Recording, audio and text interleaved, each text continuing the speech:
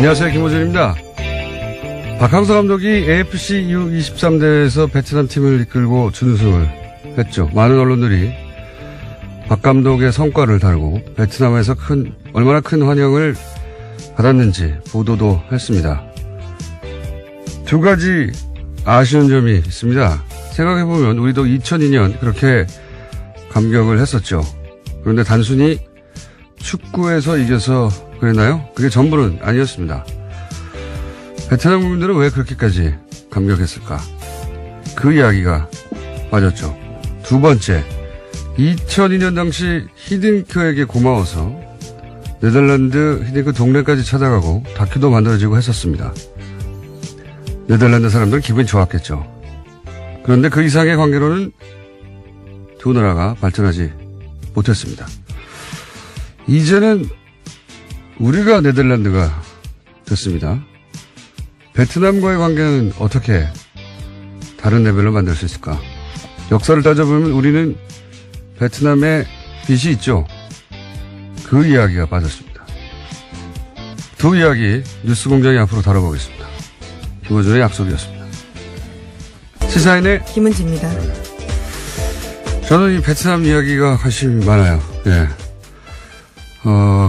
베트남 사람들이 이제 자국 역사에 대해서 자부심이 굉장해요. 왜냐면은 프랑스도 이겼죠. 네, 예. 미국과도. 예. 중국한테도 이기고. 우리가 이제 일본이 미국과 전쟁하다 져서 우리 독립을 얻은 반면에 베트남은 스스로 이겨서 다 독립을 얻거나 물리쳤단 말이죠. 그래서 자부심은 아주 강하고, 그리고 그래서 미국과의 관계에서도 스스로 대단하다고 생각해요. 예. 그런 면이 있는데, 그런데 경제력이 그만큼은 아니죠. 예. 아직 성장하고 있는 나라라서요. 그러니까요. 예. 물론 이제 한 국가 자부심이 경제력에서만 나오는 게 아니기 때문에, 근데 좀 언밸런스하단 말이죠. 또 우리는 또 경제적으로 우리가 낫다 보니까 내심 베트남에 대해서 거들먹거리는 마음이 있어요. 예. 여하간 그렇다 하더라도 그 베트남 사람들이 자기들이 역사에 대해 가진 자부심에 걸맞는 뭔가 성공을 최근에 거둔 적은 또 크게 없단 말이죠. 예. 이 국제관계에 저는 관심이 많기 때문에, 예. 앞으로. 네, 박 감독님을 이미 만나신 걸로 알고 있는데요. 예. 네. 네, 기대하겠습니다. 만나기도 했지만 저는 베트남 사람들의 이야기가 듣고 싶어요. 그래서 저희가 뉴스공장에서도, 예. 한국말을 잘하는 베트남 분들을 모시고 이 얘기를 나중에 한번 해볼까 하기도 합니다. 자, 첫 번째 뉴스는 뭡니까? 네, 이명박 정부 시절 대북 특수공작비를 김대중 노무현 전 대통령 뒷조사에 쓴 두 전직 국가정보원 간부가 구속됐습니다. 최종욱 전 국정원 3차 장과 김승현 전 대북공작 국장인데요. 서울중앙지법 오민석 영장전담 부장판사가 밝힌 사유는 다음과 같습니다. 범죄 혐의가 소명되고 증거인멸의 우려가 있다라는 건데요. 두 사람은 대북 업무에 쓰도록 책정된 대북공작금 10억 원가량을 빼돌려서요. 전직 대통령에 대한 근거 없는 풍문을 확인하는 데 쓴 겁니다. 저는, 원세훈 전 국정원장이 이명박의 최순실이다. 이렇게 생각이 드는 것이, 이게 다 원세훈 전 국정원장. 그렇죠. 뒤지다가 꼬리를 물고 나온 거예요. 그러니까, 원세훈 전 국정원장이 개인적으로 착복한 특활비, 혹은 뭐 개인적으로 이용한 특활비, 뭐 개인적으로 소이트로 임차했다든가 호텔에 이런 거 뒤지다 보니까 이 돈이 대북 공작금에서 나왔다. 그런데 이제 그 돈이 뒤지다 보니까 다른 데도 쓰였더라. 이명박 전 대통령 시절에 전임 대통령들 뒷조사에 쓰였더라. 근데 누가 했느냐 또 뒤지다 보니까 국세청도 등장하는 거예요. 네, 그렇죠? 네, 그렇습니다. 지금 피의자 신분으로 이현동 전 청장이 조사받고 있었는데요. 관련해서 또 다른 소식이 있습니다. 어제 SBS가 구체적인 정황을 보도했는데 정보 수집을 위해서 미국 국세청 직원에게 뇌물까지 줬다라는 겁니다. 그러니까요. 우리나라 특활비가 미국으로 건너왔어요. 네. 네, 미국 공무원 뇌물로 쓰였다라는 겁니다. 뇌물로 쓰이고 국세청 내부에 다른 인사들도 있겠죠. 혼자 있겠습니까? 예. 그리고 네. 국정원장 말만 듣고 국세청장이 오케이 그러면 전임 대통령 다 조사할게 그랬겠어요? 이걸 쓰긴 한 사람은 누구냐? 예. 국세청장 혹은 뭐 국정원장 위에 누가 있습니까? 이명박 전 대통령까지 또 거슬러 올라갈 되는 사안. 이게 다 원세훈 전 국정원장의 개인적인 착복에서 시작하는. 예. 네, 수사의 시작이 이렇게 됐는데요. 생물처럼 움직여서 여기까지 온 겁니다. 이명박의 최순실이다. 라고 어느 순간 불리기 시작할 거라고 저는 봅니다. 자, 다음 뉴스는요. 네, 박근혜 정부가 세월호 특조위에 방해 공작한 내용도 검찰 수사로 계속해서 드러나고 있습니다. 이번에는 관련 문건이 나온 건데요. 세월호 선차조사에 협조하는 대신에 소위 박근혜 대통령의 7시간을 조사하지 말아달라고 하는 제안이 담겨 있습니다. 두 가지 중요 사안을요, 거래하려고 한 겁니다. 그렇군요. 뭐 거래 대상이 아닌 건데, 예. 이렇게까지 박근혜 전 대통령 7시간을 막으려 했던 이유가 아직도 밝혀지지 않고 있죠. 예. 뭐 시술일 것이다, 뭐 여러 가지 얘기가 많지만, 이렇게 막으려고 했고, 자, 이걸 막고 싶으니까 이제 청와대 비서실장의 지휘 아래 어제까지만 하더라도 이제 정무수석. 그렇죠. 예. 정무수석만 등장했는데 이제는 경제수석, 정책조정수석도 다 같이 동원됐다. 그리고 이병기 실장이 총괄했다는 것은 국정원도 동원됐다는 뜻이에요. 예. 네, 전임 국정원장이었습니다. 예, 그때도 말이 많았죠. 국정원장 하다가 바로 어떻게 비서실장을 오느냐. 그래서 국정원을 장악하려고 하는 손에 쥐고 있으려는 의도가 강하다 뭐 이런 얘기를 했었는데 더군다나 이병기 비서실장은 그 유명한 이해창 후보 시절의 총풍 사건. 네. 예, 북한에 총 쏴달라고 돈 준 사건의 주역이었는데 이때 국정원이 어떤 역할을 했냐. 세월호 특조위 방해 때. 이것도 밝혀져야 될 대목이고요. 네, 현재 검찰이 정보 공식 문서를 보관하는 국가기록원 서울기록관을 압수수색해서요. 특조위 활동이 담긴 정보 문건을 확보했다라고 합니다. 처음 나오는 부분이라서요. 여기서도 나올 것들이 꽤 있을 거로 보입니다. 여기서 이제 국정원이 어떤 역할을 했냐. 국정원이 실행 컨트롤 타워를 했겠죠. 지시 컨트롤 타워는 청와대라고 하면. 그리고 가장 아랫단에는 일베가 있었어요. 당시에. 일베는 광화문에 이제 세월호 단시간은 유가족들 찾아가서 그 앞에서 치킨 피자 먹기 이런 거 네, 있지 소위 않습니까? 폭식투쟁이란 것들을 했습니다. 굉장히 모욕적인 방식이었는데요. 이건 사람이 할 짓이 아닌 거죠. 예. 최근에 벌레 소년인가요? 예. 네, 온라인에서 꽤 화제가 됐습니다. 예, 화제를 의도적으로 만들어낸 거죠. 예. 이 사람도 이때 폭식투쟁할 때 치킨 피자 먹고 하는 거 인증하고 그랬던 걸로 알고 있는데, 예. 하여튼, 말단은, 제일 아랫단에는 일베였다면, 그 가운데 국정원은 어떤 역할을 했는지, 일베가 거기 나가는데 국정원 역할을 했는지도 저는 밝혀야 될 내용이라고 봅니다. 예, 관제 데모에는 돈을 댔다라는 소식들은 꽤 있었는데요. 구체적인 내용들이 아직까지도 나오지 않았습니다. 자, 다음 뉴스는요? 네, 어제 서울중앙지검이 영포빌딩에 대해서 2차 압수수색 벌였습니다. 영포빌딩은 이명박 전 대통령 소유였다가요, 청계자연으로 넘어간 바 있습니다. 이번 영포빌딩 압수수색은 지난 25일 이후에 두 번째인데, 1차 압수수색이 지하 2층의 대상이었다면요, 이번에는 창고가 타깃이었다라고 합니다. 그렇군요. 이거에 대해서 이제 대통령 기록물이니까, 이명박 전 대통령 측에서는 대통령 기록관을 이관해달라. 예, 스스로 그것을 인정하면서 공문을 보냈다라고 합니다. 네. 그러니까 대통령 기록물을 사적으로 보관했다는 걸 인정했다는 건데, 이 의미는 제가 보기에는 그 내용을 보지 말라라고 이제 언론들이 해석하는데, 다 봤는데 보지 말라는 게 말이 되나요? 그게 아니라 제가 보기에는 나중에 법정에서 증거물 다툴 때. 예, 그렇겠죠. 예, 채택되지 않게 하려는 전략인 거죠. 예, 저는 그렇게 해석합니다. 자, 다음 뉴스는요? 네, 이명박 전 대통령 재산 차명 소유 의혹의 시발점은 도곡동 땅이 있습니다. 이명박 전 대통령의 소유라면서 무조건 사야 한다라는 회사 상부의 지시로 매입하게 됐다라는 핵심 실무자의 구체적인 증언이 한겨레신문 보도로 나왔는데요. 김대정 씨와 회사 본부장한테 들은 얘기를 근거로 검찰에도 그와 같은 진술을 했다라고 이야기합니다. 이와 같은 진술을 한 사람은 포스코 건설 박아무개 전 개발사업본부 팀장입니다. 그러니까요. 이제 이게 포스코 포철에서 그 땅을 사들인 이유. 예, 당시는 포스코 개발이었다라고 하는데요. 예. 포스코 그룹인 거죠, 결국. 예. 포스코에서 이 땅을 사들인 이유에 대해서 그 땅이 이명박 전 대통령이 땅이기 때문에 샀다는 이야기는 사실은 2007년 대선 당시에도 나왔었어요. 아주 큰 쟁점이었습니다. 예, 나왔었고, 어디서 나왔냐면은 99년인가요? 예, 1998년에 감사원 진술 내용이 있다는데요. 감사원에서 포스코 특별감사할 때 이 땅 왜 샀어? 그랬더니 당시 김만재 회장이 그거 이명박 씨 거라고 해서 샀다라고 진술한 내용이 감사원의 특별 감사 내용이 있어요. 네, 특정감사 문답서에 열람한 결과요. 관련된 내용들이 나왔습니다. 있는데도 부인한 겁니다. 감사원의 문서로 남아있는데, 그때는 다들 그렇게 대충 하고 넘어왔어요. 예. 네, 이 부분은 무소속 의원들도 문제 삼았지만요. 박근혜 후보도 문제 삼았었습니다. 하지만 당시에 박형준 대변인이 이와 같이 반론을 했는데요. 최종감사 보고서에 나와 있지 않다라는 주장이었습니다. 최종감사 보고서에 별지를 다 붙이나요? 어쨌든 당시 이제 문답을 할 때 김만재 회장을 불러서 이거 왜 샀어요 할 때 이명박 씨 거라서 샀다라는 얘기가 이미 기록으로 남아있는데 감사원의 공식. 그거를 뭉개고 넘어왔습니다, 당시는. 예. 근데 지금 이제 다시 10년 지나서 나는 그렇게 들었다는 얘기가 나온 거죠. 예. 이명박 전 대통령의 땅이어서 포스코가 샀다.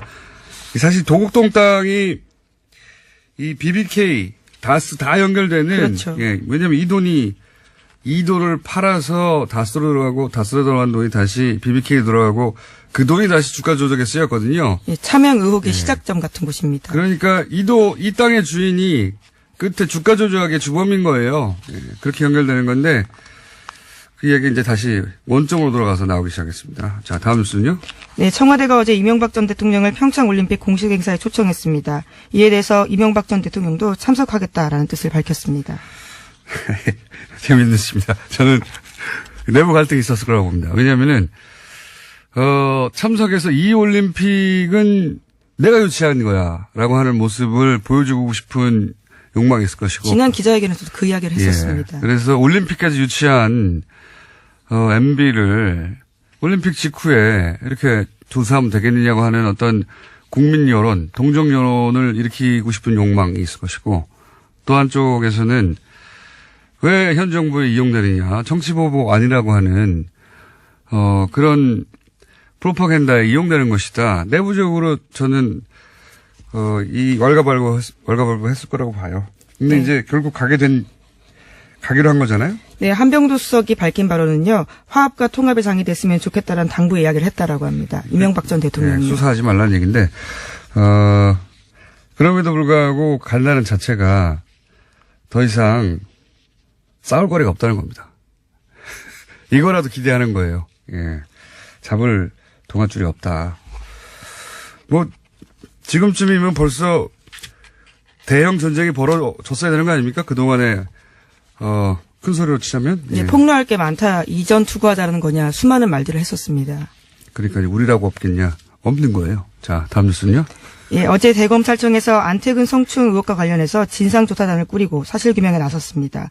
검찰 내에서 성폭력 문제와 관련해서 진상조사단이 꾸려진 것은 처음 있는 일인데요. 서울 동부지검장을 맡고 있는 조희진 검사가 조사를 지휘합니다. 알겠습니다. 이거는 앞으로 계속 뉴스가 나오겠네요. 그때 또 다뤄보기로 하고요. 오늘은 미니가 하나 있어가지고 5분까지밖에 못하겠네요. 뉴스를. 자, 다음 뉴스는 뭡니까? 네, 국민의당이 오는 4일로 예정됐던 전당대회를 취소했습니다. 전당대회 참석자, 그러니까 대표당원의 당정 문제가 불거진 걸로 취소 이유를 들었습니다. 제가 어제 예언했지 않습니까, 이거? 네, 국내 유일하게. 예. 정치인의 언어는 해석기를 따로 돌려야 되거든요. 예. 저는 이럴 줄 알았습니다. 예. 일단 저의 예언 성취 기록관에다가 보관해 주시고요. 아, 그런 기록관이 있습니까? 보관해 주시고, 이게 말이 안 되는 거였거든요. 그 이유가. 그러니까 이제, 민주평화당 창당 발기인의 이름 올린 사람하고 현재 대표당원하고 1000명 정도 중복돼가지고 안 된다. 이런 이유를 달았잖아요. 네, 어제도 소개드린 바가 있는데요. 결과적으로 그 내용을 이야기한 겁니다. 그 말이 안 되는 것이, 정말 하고 싶으면 이분들 당원권 정지시키면 됩니다. 예, 당원권 정지시키고, 그리고 뭐, 동명이인도 뭐 얘기할 수 있는데, 동명이인은 전화해보면 알죠. 예, 왜냐면은, 진작에 당원들 모집단을 줄이기 위해서 전화 다 했었어요. 또 전화해보면 되죠. 전화해가지고, 민주평화당에 발기인으로 이름 올렸냐. 동명이인이 얼마나 된다고요? 뭐, 걸러내면 되고, 1000명 줄면 더 좋잖아요. 모집단도 줄고. 그런데도 안 하는 거예요. 그런 이유가 안 되는 거죠. 진짜 이유가 아닌 것이고, 예. 제가 보기에는, 3,000명 정도 모을 자신도 없고, 혹여 모았다가 통과 안 될지도 모른다. 자신도 없고. 그래서, 그러니 그냥 하지 말자. 이거, 어차피 언론도 세게 공격 안 하거든요. 이거 말도 안 되는 겁니다. 따지고 보면. 우리 정당사에서, 한 번도 존재하지 않았던 케이스예요. 당원이 있는데 그거 다 무시하고, 뭉개고 간다는 건. 이 믿는 건 이제 망각의 힘. 예, 시간이 지나면 잊혀진다. 그리고 이제, 언론이 그렇게까지 투덜 패지 않는다. 예. 그리고 또 하나는 선거가 되면 어차피, 갈려서 어느 한쪽을 차악을 선택하는 선택이기 때문에 선거에 다 잊혀질 거라고 그거 믿고 이러는 거죠. 예. 네, 이건 정당사의 길이 남을 말도 안 되는 케이스입니다. 정말. 오늘 박지원 대표가 나오니 얘기하시겠군요. 제가 이렇게까지 길게 얘기할 필요는 없나요. 예. 오늘은 여기까지 하겠습니다. 시사인의 김은지였습니다. 감사합니다. 네. 바로 준비한 미니가 있습니다. 오늘 새벽 0시부터 YTN 노조가 파업에 돌입을 합니다. 그래서 어제 마지막으로 자신이 진행했던 뉴스 클로징에서 파업 동참을 선언한 YTN 나연수 앵커 연결해서 이 내용 좀 잠깐 들어보겠습니다. 안녕하세요. 네, 안녕하세요. 자, 뉴스 생방송 하시다가 클로징에서 파업하게 돼서 이제 못 뵙게 됐다고 얘기하셨는데 요 생방송에서 요 내용을 말씀하신 이유가 뭡니까? 파업을 선언했다고 저는 생각하진 않고요. 예. 원래 이제 앵커들이 뭐 하루 휴가를 가더라도 자리를 비우게 될 때는 시청자분들께 어떤 사유 때문에 앵커의 얼굴이 바뀌었는지를 설명을 하도록 저희 회사는 하고 있습니다. 아, 그렇군요. 그래서 저도 상당 기간 이제 제 자리를 비우는 거기 때문에 솔직하게 말씀을 드리는 것이 맞다고 생각을 해서 이야기를 했는데요. 파업을 뭐 선언했다고 이렇게 크게 관심을 가지게 될 줄은 몰랐습니다. 예, 파업 동참을 선언하신 거죠. 예. 예. 예. 그러니까 사정 설명을 하셨다 정도로 본인은 생각하고 그 멘트를 하신 거군요. 네, 그렇게도 했고 뭐 사실 그대로를 말한 것이고요. 예. 지금 YTN 뉴스 앵커들의 얼굴이 이제 오늘부터 많이 바뀔 겁니다. 뉴스 시간대도 많이 바뀔 거고요. 이 회사 상황에 대해서 시청자분들께 설명하지 않는 것 또한 기만이라고 생각했습니다. 자, 여전히 YTN이 왜 뭐랄까요? 다른 방송사들 파업이 끝나는 상황인데 파업에 네. 들어가는지 아직 많이 알려지지가 않았어요. 그죠? 네. 그 설명을 좀 해주시죠. 네. 저희가 해직 기자들 이제 모두 지난해 복직을 하면서 제대로 된 방송을 할 수 있을 거라는 기대를 많은 사원들이 가지고 있었는데요. 일단 저희는 지난번에 이제 사장 선임된 최남수 사장의 부적격성에 대해서 끊임없이 사내 문제 제기가 있어 왔고요. 그 부분에 대한 우려를 조금 불식하고자 노사 합의를 통해서 어느 정도 보호장치를 마련해 놓고 이제 사장이 취임을 했습니다. 근데 취임을 하자마자 제일 먼저 한 일이 그 합의를 파기한 것이었거든요. 사원들과 약속했던 보도국장 내정자 지명을 거부하고 다른 인사를 지명을 하면서 스스로 합의를 파기했기 때문에 어떻게 보면 사장 취임의 전제 조건을 스스로 깨뜨렸다고 볼 수가 있겠습니다. 좀 전에 이제 제대로 된 방송을 하고 싶어하는 그런 열망이 있다고 말씀하셨는데 제대로 된 방송을 하고 싶다고 하는 것은 이제 그동안 제대로 된 방송이 아니었다는 YTN 내부의 인식이 있었다는 말씀이시기도 한 건데 저희가 이제 어제 그저께인가요? 민원연 그 사무처장 김원경 사무처장 나와서 YTN이 매우 기계적으로 균형을 갖춰서 보도하는 것 같지만 또 들여다보면 그 안에 의제 설정부터 편향되어 있다. 이런 이제 지적을 했습니다. 이 지적에 대해서는 어떻게 생각하십니까? 일견 타당한 지적이 있다고 생각하고요. 그 부분이 저희 내부에서도 제대로 된 방송을 못하고 있다는 자괴감, 또 이제 바깥에서 일부 시민들로부터 손가락질을 받아야 하는 상황에 대한 어떤 자괴감으로 다가왔던 일들을 말씀을 하신 것 같습니다.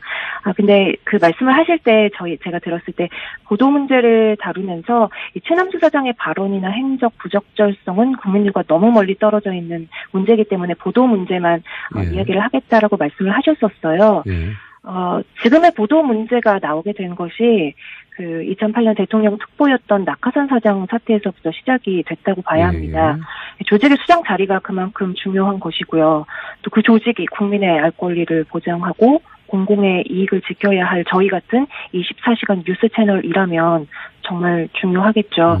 그런 보도 문제의 어떤 책임을 져야 될 것은 당연히 저희 모든 구성원들이 책임감을 느끼고 그 문제를 타개하기 위해서 이렇게 펜과 마이크까지 놓았습니다만 어떤 일부 책임을 져야 할 간부진들이 계속해서 그 자리에 머물러 있다는 부분을 조금 덧붙여서 설명해 드리고 싶습니다. 알겠습니다. 네.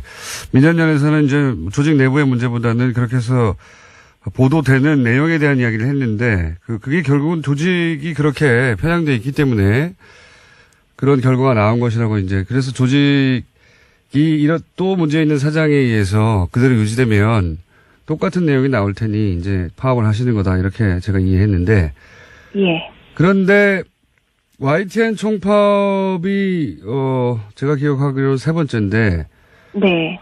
이번에 파업의 어떤 찬성률은 어떻습니까?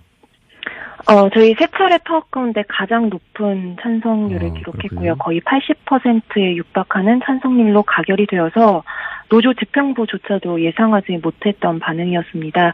심지어 이 파업 찬반 투표는 최남수 사장이 노사 합의를 파기하기 이전에 치러진 투표였거든요. 그럼에도 불구하고 이 정도의 찬성률이 나왔다는 것은 그만큼 공정방송에 대한 내부 열망이 굉장히 높이 올라와 있고 저희 기자들로서는 이번이 정말 마지막 싸움이고 여기서 물러나면 이거는 회사 존립의 문제다라는 위기의식을 가지고 있다고 보고 있습니다. 외부에서 느끼는 것보다 YTN 내부 구성원들 훨씬 더 심각하다고 생각하는 거군요. 예. 네, 그렇습니다. 알겠습니다. 이 파업 때문에 YTN을 즐겨보시던 분들은 왜 시간대도 달라지고 사람도 달라졌나 싶으실 텐데, 이 파업을 어쨌든 지켜볼 수밖에 없는 외부 청취자들, 일반 국민들에게 혹시, 이 파업에 동참하기로 한 장본인 중에 한 사람으로 뉴스를 멈추고라도 하고 싶은 말씀이 있으면 마지막으로 해주십시오. 네, 제 또래 기자들 중에 YTN 보면서 기자 꿈꾼 사람들 많을 것 같습니다. 이 사태가 벌어지기 전에 YTN은 살아있는 뉴스, 깨어있는 방송이라는 저희 슬로건 그대로 정말 제대로 된 방송을 해보겠다는 열의가 가득한 기자들이 모여있는 조직이었거든요. 네, 저희 기자 6명이 해직이 되고 리포트를 해야 할 기자들이 대량 징계를 받으면서 시청자 신뢰를 잃는 게 한순간이라는 걸 저희가 너무 무섭도록 느꼈습니다. 지금 TV 틀어보면 공중파 나오고 홈쇼핑 나오고 종편 다 지나가고 맨 마지막에 YTN 나옵니다. 그만큼 저희의 존재감이 잊혀진 건 아닐까 저는 요새 외로움을 많이 느끼는데요. 그래도 저희 조직은 언론사 체육대회 할 때도 항상 유니폼에 공정방송 새기고 달리는 조직이고요. 사내 게시판에는 지금도 하루에도 몇 개씩 개인 성명, 기술 성명이 올라오고 있습니다. 저희의 이런 진정성을 좀 믿어주시고 관심을 가져주시고 적극적으로 목소리 내서 응원을 해주시면 좋겠습니다. 저희는 꼭 공정방송 찾아서 돌아와서 다시 진짜 뉴스 하겠습니다. 알겠습니다. 앵커들이 다 이렇게 말을 잘하나요? 고맙습니다. 예, 주어 수로가 딱 담았네요. 오늘 말씀 감사합니다. 네, 많은 관심 부탁드립니다. 감사합니다. 네, 지금까지 YTN 나연수 앵커였습니다. 부제로는 머리끄댕이도 등장했다가 최근에는 동시상영. 예. 세 사람이 동시에 얘기하는 3원 중계밭 방송 같다 해가지고. 더불어민주당의 박영선 의원 나오셨습니다. 네, 안녕하십니까. 네, 자유한국당의 나경원 의원 나오셨습니다. 안녕하십니까. 네, 오래간만입니다. 지난주에 제가 개인적으로 모친상을 당해서 참 나오지 못했고요. 박영선 의원님께는 이 자리를 빌어서 문상에 와주신 것을 감사드립니다. 아이고, 별 말씀을요. 뉴스공장팀은 안 오셨던데. 안 왔더라고요, 문자가. 오지 말라는 뜻인 줄 알고 안 갔습니다, 저희는. 아시면서도 안 오시는 분이 있으십니다. 홍준표 대표요? 네, 홍준표 대표 안 오셨더라고요. 그분은 정말 못 말려요. 홍준표 대표하고 사이가 안 좋으시잖아요, 그죠? 굳이 방송에서 말씀 더 이상 안 드리겠습니다. 네, 사이가 안 좋으신 걸로 알고 있고요. 사이가 안 좋은 것이 아니라 우리가 생각이 많이 다른 거죠. 그래서 사이가 안 좋아졌죠. 사이가 안 좋아서 생각이 다르다기보다는. 자, 거기 여기까지 하고. 그래서 저희가 일주일 건너뛰었기 때문에 밀려있는 여러 가지 숙제들이 많이 있습니다. 시간 순으로 할까요? 밀렸던 것부터? 아니면 최근 것부터 할까요? 역순으로. 그거야 사회자 맘이죠. 알겠습니다. 네. 그러면은 시간 순으로 하겠습니다. 시간 순으로 제일 거슬러 올라가면은 나경원 의원님이 핫 했을 때가 있습니다. 핫. 예. 아이스하키 단일, 남북 단일팀 구성 문제로. 그래서, 이 자격을 박탈해야 된다. 올림픽위원 자격. 뭐 청원도 올라가고 그래서 청와대에 20만 명이 넘었습니다. 아니, 그거는. 자, 이제 일단 본인 입장 말씀해 주시고요. 저는 정말 많은 분들이 오해하고 있으시다고 생각을 하는데요. 네. 첫 번째는 우원식 원내대표부터 시작해서 많은 이제 우리 여권 인사들께서 제가 북한 팀이 오는 것조차를 반대했던 사람으로 호도시키더라고요. 근데 저는 대한민국 정치인 중에서요. 저만큼 북한 선수단이 이 평창 올림픽에 올 수 있게 하는 노력을 한 사람이 없다고 자부하고요.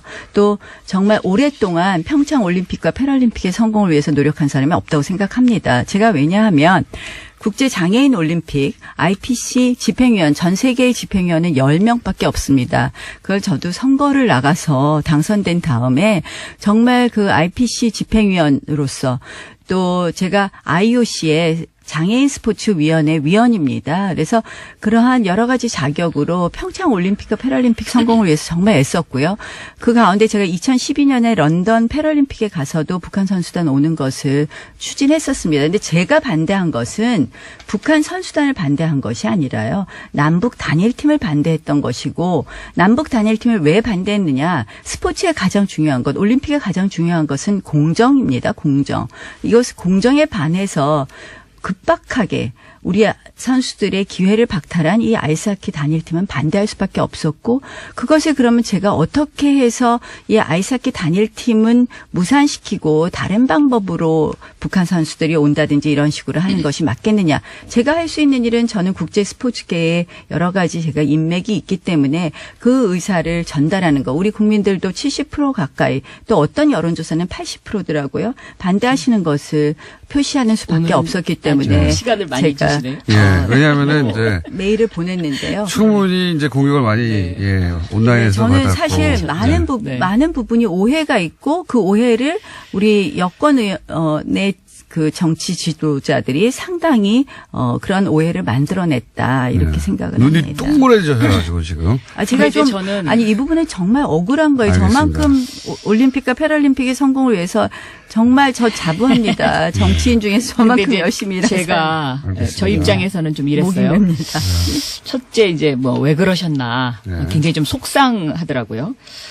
왜냐하면 평창올림픽 이 위원이라는 것이 이제 평창올림픽의 성공을 위해서 이제 만들어진 조직이잖아요. 근데 내부적으로는 이런저런 이견을 얘기할 수 있을 것 같아요. 그런데 그 회의를 통해서 조직위원장도 있고 그러기 때문에 그런 어떤 절차를 거쳐서 했어야 되는 것이 좀 더 모양새가 좋지 않았겠느냐. 이제 이런 생각 하나 하고. 왜 국제적으로 끌고 나갔느냐? 네, 그러니까 개인적으로 서한을 보냈다는 것이 이제 조금 제가 보기에는 어떤 그 절차상에 약간의 문제가 있지 않았나 하는 생각이 들고 이 IOC가 이미 이제 남북 단일팀을 승인을 한 상태잖아요. 승인하기 전에 보냈습니다. 승인하기 전에 보냈고요. 그다음에 뭐 내부적으로는 그거는 제가 아닙니다. 모르겠습니다. 그러니까 근데 이렇게 내용을 잘 모르시고 저를 공격하는 거예요. 근데 어쨌든 분명히 그러면 승인하기 전에 보내셨는데 제가 IOC가 그 며칠 전에 IPC 쪽이나 그쪽을 그게 뒤늦게 통해서 알려진 거군요. 그러니까 예, 승인은 아니요. 그때 바로 저희가 보냈을 때 보냈다고 말씀을 드렸고요. 승인 최종 회의가 나오기 전에 보냈습니다. 근데 그리고 그러면 우리 IOC 조직위 입장에서 내에서도 저 위원장이 편지를 받고 나서도 승인을 했다. 네. 그렇다면 그러니까 이거는 IOC는 제가 보기에는 IOC의 IOC가 이 올림픽의 목적이 궁극적인 목적이 평화에 있다. 그리고 저는 그 여러 가지를 해석할 수 있다. 올림픽이라는 것이 고대부터 올림픽 기간 동안에는 서로 정쟁을 자제하고 그렇죠. 휴전을 하자라는 이 정신이 아니, 계속 이어지고 있고 그 정신에 반대하는 게 아닙니다. 그다음에 또 하나는 네. 작년 11월 달에 유엔이 이 평창 올림픽 휴전 결의안을 만장일치로 채택을 했거든요. 그러니까 그 휴전을 위한 상징이 뭐냐? 이게 남북 단일팀이다. 아니죠. 이제 IOC는 이렇게 이제 해석을 아니죠. 하고 있는 IOC는 뭐 우리 정부의 네. 입장을 대변해주고 우리 정부가 이야기를 한 것으로 알고요. 저는 이희범 조직위원장님께도 이 이야기를 말씀을 드리기도 했고요. 저 할 거 다 했습니다. IOC가 승인 결정하기 전에 IOC 회의 이전에 제가 이미 사신을 보냈고요. 그다음에 저는 이 성공을 위해서는 아이스하키 단일팀이 중요한 것이 아니라 북한 선수단이 많이 오는 거. 제가 보니까 IOC가 생각보다 북한 선수단을 여러 가지 종목에 5가지 이벤트인가요? 허용을 했습니다. 전 그건 잘한 결정이라고 생각을 합니다. 근데 그런데 단일팀이라는 잘못된 게 하나의 상징성 같은 것이 있으니까. 이벤트라는 거죠. 그거는 우리 상징성이 선수들 있으니까. 정말 얼마나 노력했겠습니까? 물론 그거는 저는 3명씩 어제 출전 기회를 대통령께서도 박탈됐습니다. 그걸 어떻게 반대하는 분들과 사전에 협의를 했어야 된다. 이제 이런 아니, 말씀을 하셨는데 그러니까 이제 저는 오죽 여론이 그거는 밀렸으면 굉장히 지금 중요하다고 그렇게 하시겠어요. 생각합니다. 아니, 여론에 제가 보니까 밀려서라기보다는 제가 문재인 보니까 대통령이 이거는 원래 이런 분이에요. 아니 그러니까는 정말 잘못한 거예요. 다수가 이거는. 찬성하더라도 소수가 이거는 반대하면 보니까 그것을 가서 협상을 아니, 하고 와라. 제가 이제 이런 5.2 채널 가동 중입니다. 이번에 이 전체적으로 평창 올림픽과 관련된 여권의 여러 가지 행사를 보면은 전부 문재인 정부 공약을 문재인 대통령 공약 이행을 위해서 무리하게 밀어붙이는 거예요. 마식령, 그다음에 금강산 이게 다 보면 공약에 있더라고요. 남북 단일팀.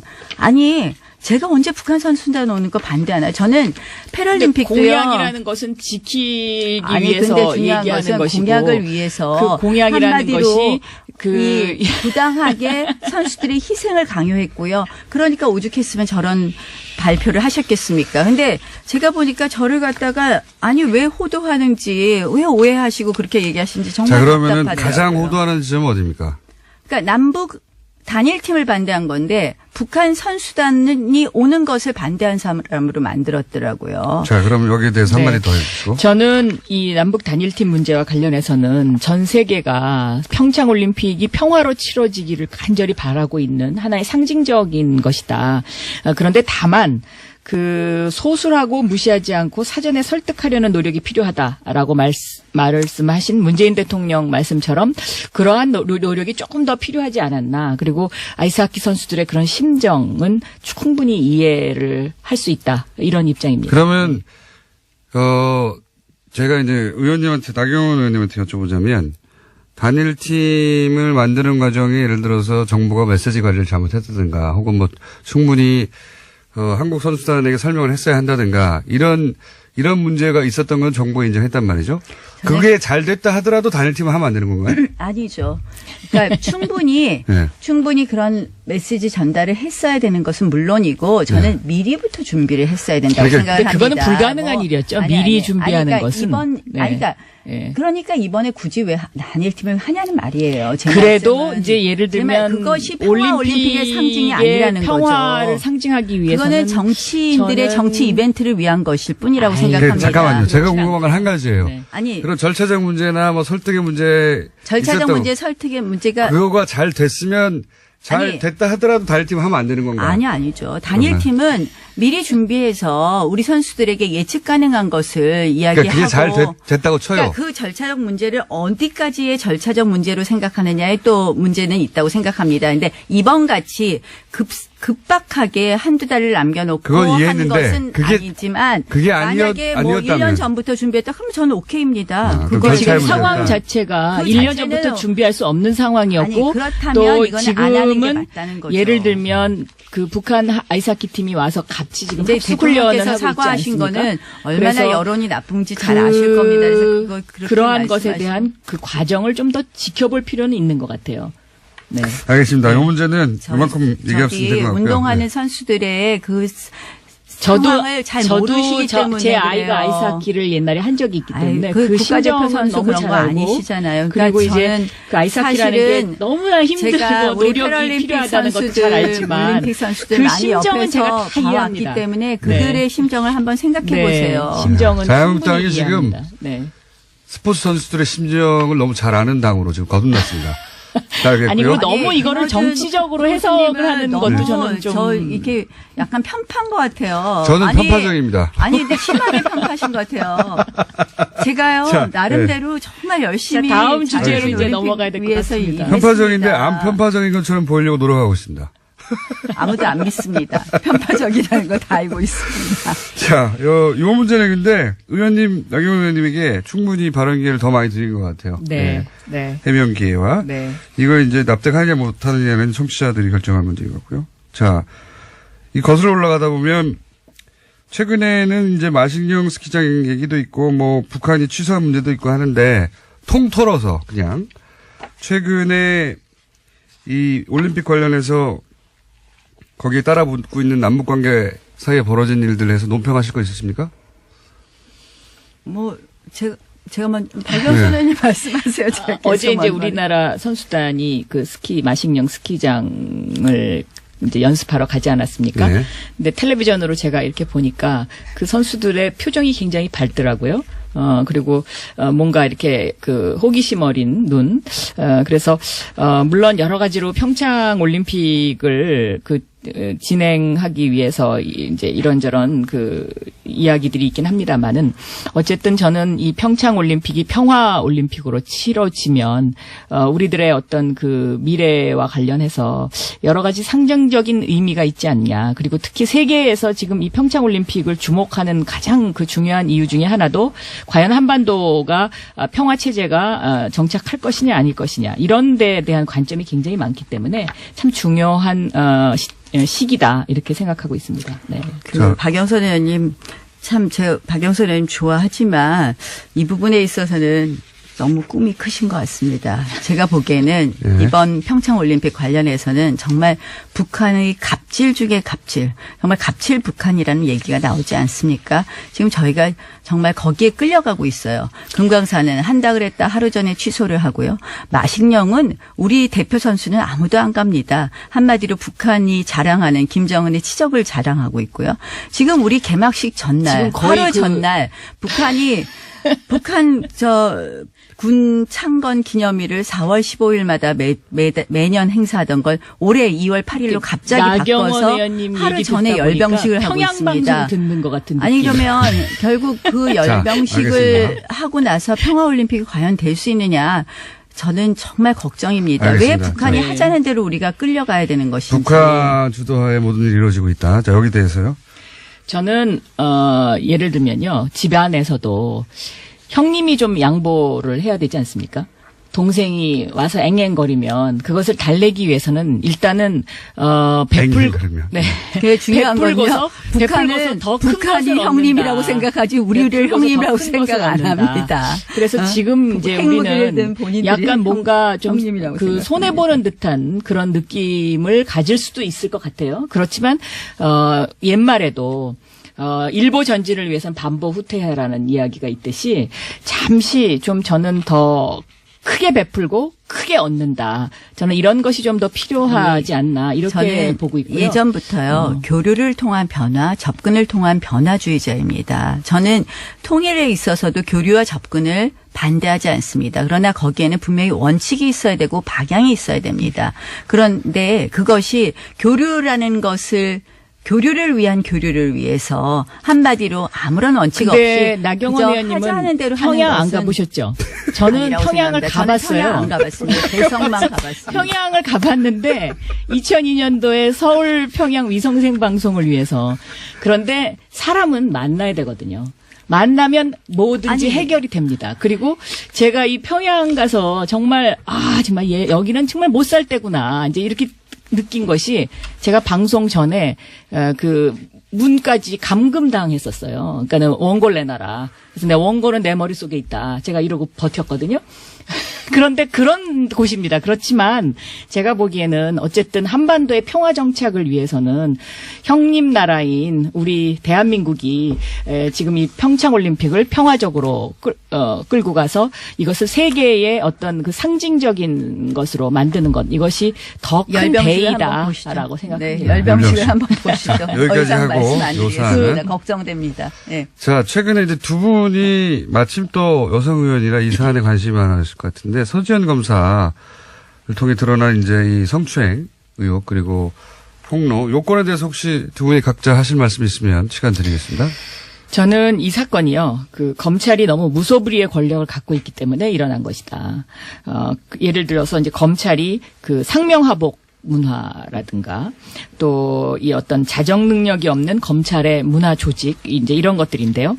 검찰이 특히 이제 이 명령과 복종이라는 단어를 굉장히 좋아합니다. 왜냐하면 우리나라 법조문에 경찰은 검사의 명령에 복종하여야 한다. 이런 법조문이 있었거든요. 그런데 제가 이제 이것을 법사위에서 법사위원장 하면서 없애버렸는데 이런 상명하복 문화와 그다음에 그 무소불위의 권력, 기소권과 수사권 모두를 움켜쥐고 있는 이런 상황에서는 이런 어떤 그 성추행 사건이 일어나더라도 검사는 이 수사를 완전히 없애버리거나 아니면 조작하거나 할 수 있는 그런 권력이 있기 때문에 이런 것들이 앞으로도 지속될 수밖에 없다. 저는 그런 생각을 그래서 했습니다. 공수처적으로 연결되는 그런 네, 그러니까 저는 그러니까 검경 수사권 조정을 해야 된다라는 조직의 입장입니다. 속성도 바꿔야 된다 이게. 네. 예, 저는 조직과. 사실은 일단 서지현 검사의 용기를 칭찬합니다. 예. 그리고 말씀하신 대로 정말 그 용기를 더 칭찬해야 되는 것은 상명하복의 이러한 검찰 조직에서 이런 용기를 내는 것은 어떻게 굉장히 보면 힘든 일이죠. 네. 다른 조직보다 더 힘든 일이었다고 생각을 하고요.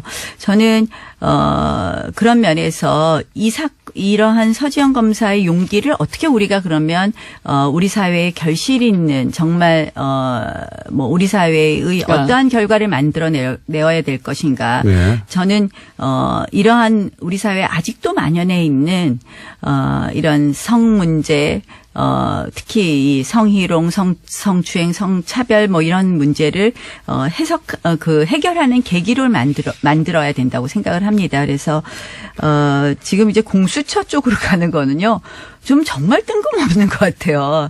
이거는 검찰이라서 더 그랬다? 물론 더 그런 부분이 있을 겁니다. 그래서 저는 서지현 검사의 용기를 칭찬하는데요. 그렇다고 해서 이것은 공수처 사안도 아니에요. 공수처 그동안 법안들이 여러 가지 나왔는데요. 그러니까 공수처 제가 법안, 주장하는 거는 이 뭐 사안이 기소권과 아니라고. 수사권을 분리해야 된다는 거죠. 그러니까 예를 들면 수사권이 경찰에 가 있다라고 했을 때 검사들이 과연 지금처럼 이렇게 오만한 태도를 가질 수 있겠느냐. 그러니까 뭐 그리고 경찰 내에는 이런 어떤 그 성범죄와 관련된 것을 고발하는 고발센터가 있어요. 그리고 경찰은 스스로 이제 이런 자정 능력을 하려고 굉장히 노력을 하고 있는데 고발센터를 운영한 후에 상당히 이 건수가 줄어들었다라는 그런 통계가 있거든요. 근데 검찰 내부적으로는 이런 성범죄와 관련된 그런 조직 문화에서 일어나는 일들을 고발하는 고발센터조차도 없더라고요. 그러니까 검찰 네. 내에 이제 그러한 문화 변화, 그러니까 바뀌는 그런 계기를 만들어야 되는 것도 중요하지만 저는 검찰의 문제만은 아니라고 생각을 하는 거죠. 우리 사회에 아직도 정말 물론 그렇습니다. 그래서 물론 저는 이것을 그런데 좀 더 크게 물론 네. 검찰 내에 조직을 바꾸는 부분도 저도 뭐 찬성합니다. 그리고 조희진 검사장이 이제 단장을 단장. 맡으신 것으로 네. 알고 있는데요. 그래서 이번 사건을 계기로 해서 검찰 내의 변화도 있어야 되지만 우리 사회 전체의 변화에 물꼬를 트는 그런 계기가 되기를 바랍니다. 알겠습니다. 좋은 말씀이시고. 근데 이제 자유한국당으로서 약간 곤혹스러운 게 사건에 연루돼서 언급되는 이름 중에 최규일 의원 있지 않습니까? 예. 어떻게 되나요? 아니 저는 어쨌든 자유한국당이 논평을 제가 이렇게 저도 내지 최근에 않았던 걸로 제가 네. 보니까 제가 정확하게 체크 못했는데 내지 않았던 것 같아요. 늦게는 냈을 거예요 아마. 예, 매우 다소. 잘못됐다고 생각을 합니다. 네. 그거는요? 왜 그리고 논평을 이제 내지 자유한국당이 않았을까? 검사 출신들이 많죠. 그 구성비를 보면. 검찰, 그래서 그런 이야기 자꾸 하시지 말고요. 검사 출신들이 많이 있습니다. 판사 출신보단 검사 출신이 많고 하는데 네.